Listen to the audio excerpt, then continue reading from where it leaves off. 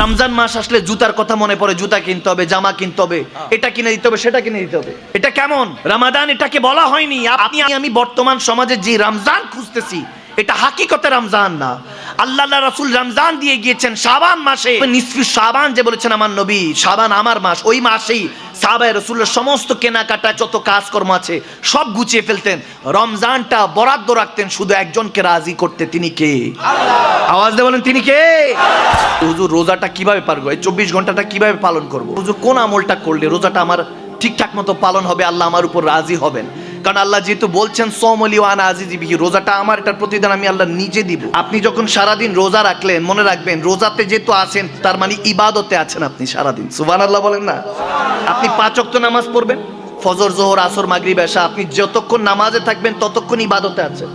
নামাজ থেকে ফারাক হয়ে গেলেন, ইবাদত আপনার কমপ্লিট, আপনি ইবাদতে নেই।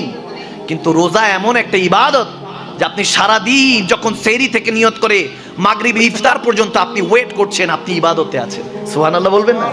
সারাদিন যদি সমালোচনা গুনাহ এইসব থেকে নিজেকে হেফাজত করেন, চোখের হেফাজত, কানের হেফাজত, জুবানের হেফাজত, এগুলো থেকে এখন ইবাদতের মধ্যে সবচেয়ে বেহতরিন ইবাদত হলো কোরআন তেলাওয়াত।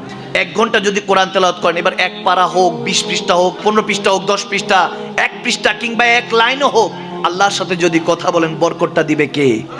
আওয়াজ দেন না কে? আল্লাহ দিবেন, বরকত বাড়িয়ে দিবেন। আপনি তেনার সাথে কথা বলুন। 24 ঘন্টা কিভাবে পার করবেন? খুব সিম্পল, জুবানটাকে হেফাজতে রাখবেন। সুবহানাল্লাহ কয়, আরো জোরে, আরো জোরে, আরো জোরে। এখন সামনে একটু পরে ইফতার করবেন, রব্বে করিম কিন্তু জানেন বান্দার পকেটে টাকা আছে, চাইলে কিনে খেতে পারে, কিন্তু খাচ্ছে না। ইত্তাকিল্লাহ ফাত্তাকুল্লাহ মাস্তাতাতুম, এই যে রু দিয়ে জিসম দিয়ে আল্লাহকে ভয় করলেন। আল্লাহ এটাই পছন্দ করে যে বান্দা আমিও খাই না তুইও খাস নাই, দুইজন একসাথেই আছি। সুবহানাল্লাহ বলে। আবার অনেকে প্রশ্ন করে ডায়াবেটিস রোগ, ইনসুলিন নিতে পারবে কি? তাহলে আপনাদেরকে বলে দিই, ইনসুলিন নেওয়া যাবে। আবার অনেকে বলে চোখের ড্রপ নেওয়া, কানের ড্রপ নেওয়া, নাকের ড্রপ নেওয়া, কোনো কিছু প্রবলেম হলে, অসুস্থ হলে এটা নেওয়া যাবে কিনা? এটা নেওয়া যাবে না, কারণ যেটা আপনার খাদ্যনালীতে যায় ওটা আপনার জন্য হারাম করা হয়েছে।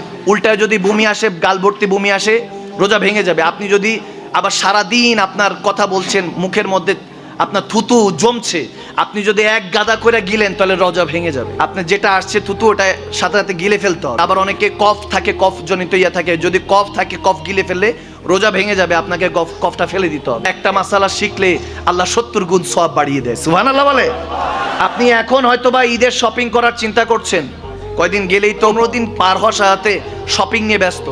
শপিং মলগুলি, মার্কেটগুলি গরম হয়ে যাবে। বিশেষ করে মা বোনেরা, আপনাদের পর্দা ফরজ করা হয়েছে, আপনারা বেগানা পুরুষদের সামনে ঘোরাঘুরি করেন। প্রত্যেকটা ভাই বাবাদেরকে বলবো, কারো মা, কারো স্ত্রী, কারো বোন, খবরদার তাদেরকে মার্কেটে কখনো দিবেন না, তাদেরকে কখনো শপিং মলে পাঠাবেন না।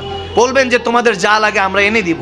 পর্দা ফরজ করা হয়েছে, এটা নিয়ে হেলা খেলা করবেন না। আমার এই শিক্ষিত সমাজকে আমি বলবো, আই ডোন্ট নো, রমজান মাস আসলে জুতার কথা মনে পড়ে, জুতা কিনতে হবে, জামা কিনতে হবে, এটা কিনে দিতে হবে, সেটা কিনে দিতে হবে। এডুকেটেড সমাজ বিয়ে সুন্নত জানে কিন্তু পর্দা ফরজ এটা জানে না। আওয়াজ দেয় না? আওয়াজ দিয়ে বলতে হবে, মুসলমান আওয়াজ দিতে হবে, ঠিক কিনা বলে? শপিং এর নামে বেহায়াপনা করবেন না।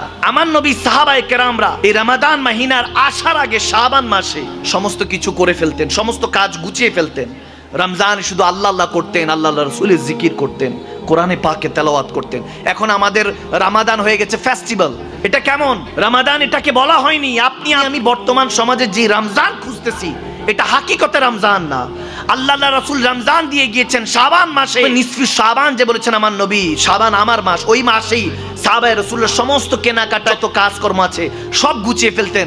রমজানটা বরাদ্দ রাখতেন শুধু একজনকে রাজি করতে, তিনি কে? আল্লাহ। আওয়াজ দিয়ে বলেন তিনি কে? এখন বান্দা হইলো বান্দাকে রাজি করার পিছনে দৌড়াতে থাকে। আমার ওয়াইফকে কি দিব, স্বামীকে কি দিব, সন্তানকে কি দিব, মা বাবাকে কি দিব। আবার যখন দান সদকা করে সবাইকে দেখিয়ে দান সদকা করে, সেলফি দিয়ে সোশ্যাল মিডিয়াতে আপলোড দেয় না। আমার নবী বলেছেন ডান হাতে, হাজা দিসুন সাহি, ডান হাতে দান করো যাতে বাম হাতও টের না পায়। সুবহানাল্লাহ বলে। দান করবেন রাতের গভীরে গিয়ে, দিয়ে আসবেন জানবেও না, সওয়াবটা আপনার নামে লিপিবদ্ধ হয়েছে। মনে রাখবেন, আমল হলো আপনার তিজোরির মতো, স্বর্ণ অলংকারের মতো, এটা আপনার ডিপোজিট হয়ে থাকে। এটা এমন সময় আপনার কাজে দিবে যখন আপনি বিপদে পড়বেন, হাত তুলবেন, আল্লাহ অমুক আমলটা যদি তোমার ভালো লেগে থাকে, যেটা তুমি ছাড়া আর কেউ জানে না, আল্লাহ ওই আমলটা ভালো লাগলে আমাকে মাফ করো, দেখবেন বিপদ থেকে আল্লাহ উদ্ধার করে নেবে। সুবহানাল্লাহ।